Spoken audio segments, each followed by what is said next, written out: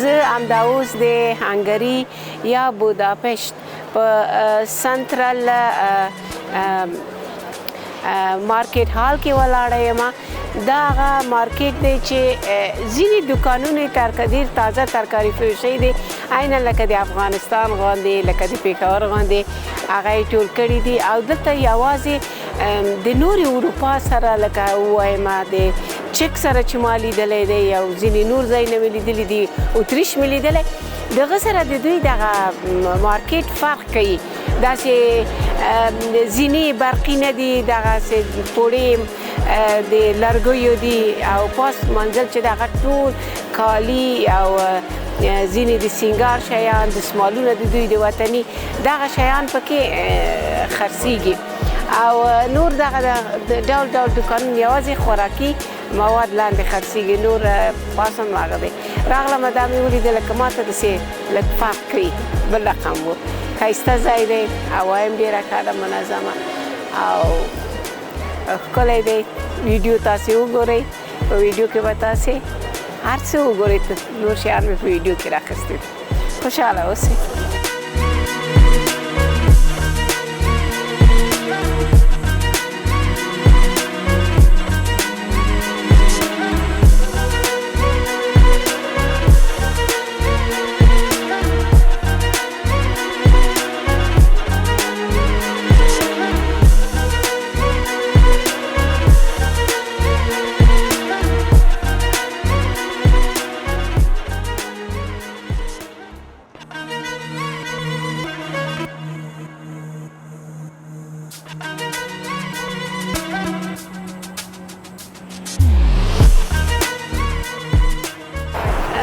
نن مو وروستۍ ورځ ده په بوداپشت کې، بیا هم د سیند غاړې ته راغله وږمه. دلته ښه ځای دی، او دلته لاندې یوه کښتۍ ده، هغه وایکینګ، هغه تاسې به سریال لیدلی وي چې د شمالي سیمې اتلانو هغوی په کښتۍ وهلې وې، لارې وهلې وه. هغه سریال ډېرو خلکو ځوانانو ډېر لیدلی دی. نو دلته ولاړ یم، نن د دې وروستۍ ورځ ده، پس ته به هوټل ته ځم او بس بیکونه به اخلم او لږه نه به وروسته ځم د پراګ په لوري. خوشحاله او ارامه اوسئ.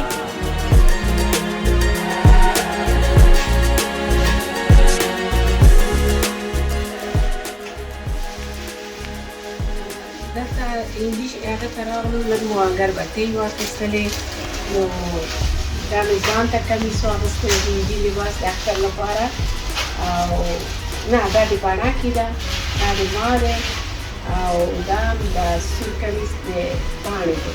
همدارنګه نکریز د جینکۍ د روزانې ویل دا هغه دا مې نکریز یې واخیستلې. نو بس اخر به یې جوړولو خیر سره د نجیب ډېرې پیسې به مصرف کړې. زما مې کالي راواخلم، کالي د خوشحالۍ نه لاندې ولوېده. د دې دوکان نوم دی کارماډولو، او د بوداپشت یا بوداپشت په ښار کې دی. نو موږ افغاني دوکان پیدا نه کړو چې جینکۍ افغاني کالي غوښتل او هیله یې کوله. نو موږ هندي واخیسته، دا هم همداسې اوږده کمیسونه دي، لکه سبا ته د خیر سره یا به یې په محفل کې واغوندم. ویډیو کې مې تاسې بیا وګورئ چې څنګه دي. هغه نه غاړکۍ مې واخیستله، هغه هم ورسره اچوم. نو ټولو ته خوشحاله اختر، فلمي دې ډک اختر. دې دوکان کې ډېر ښایسته ښایسته جامې خرڅېدلې. یوه جامه به دې وکتله، لږه نه به بله ښایسته وه، بله به ښکلې وه. او هغه جامې چې موږ واخیستې هغه د اصل د ورېښمو نه جوړ شوي، لکه ټوټه یې ورېښمي وه، اصلي نرمه او پسته.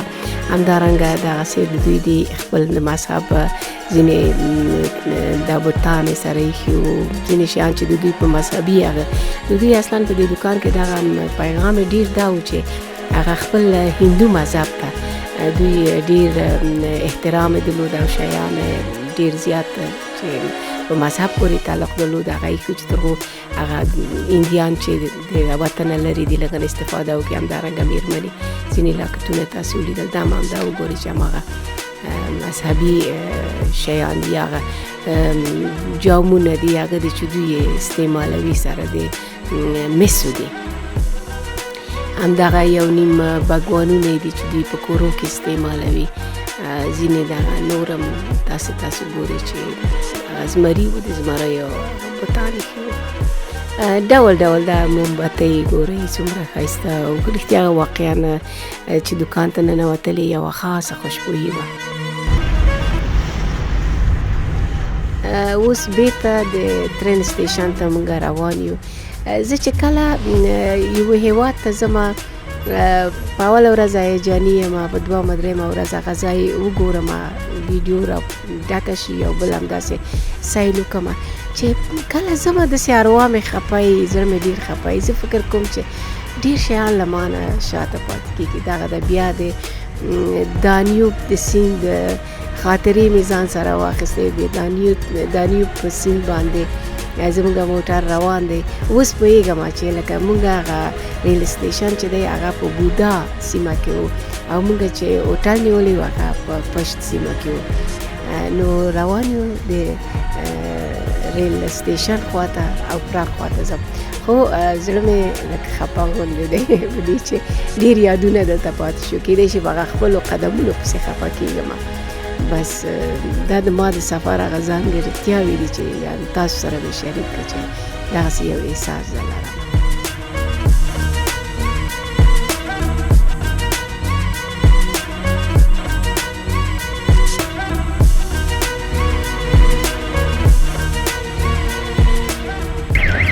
بس ښکلې شپې ښکلې ورځې موږ بوداپست کې تېرې کړې.